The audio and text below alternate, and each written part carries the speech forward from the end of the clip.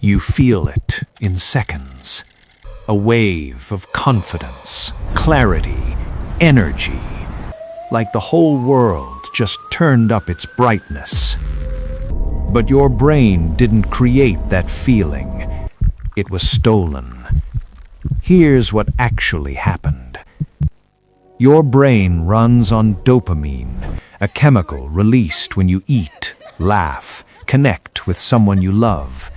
It fires, it does its job. Then specialized pumps recycle it back.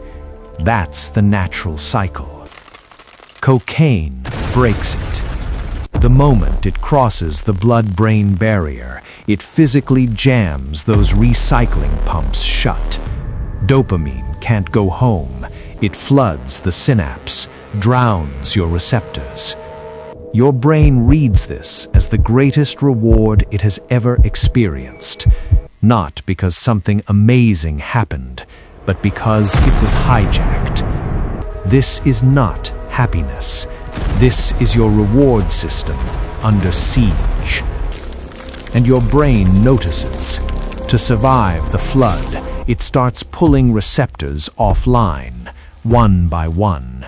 A defense mechanism, a desperate attempt at balance. The high fades in 20 minutes, but the receptors don't come back that quickly. Now, a sunset means nothing.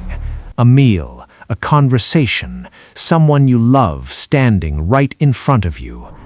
Gray. All of it. Gray. You didn't run out of happiness. Your brain physically lost the hardware to feel it. And here's where it gets darker.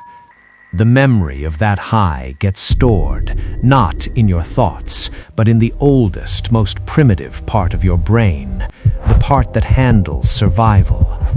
So now, your brain isn't just missing dopamine, it's screaming for the one thing that ever made the flood come back.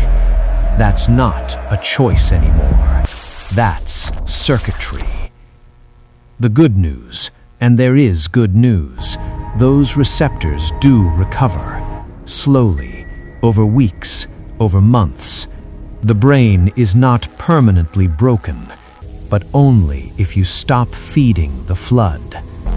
Cocaine doesn't make you feel good. It makes your brain forget how to feel anything else. And then it makes sure you keep coming back to fix what it broke.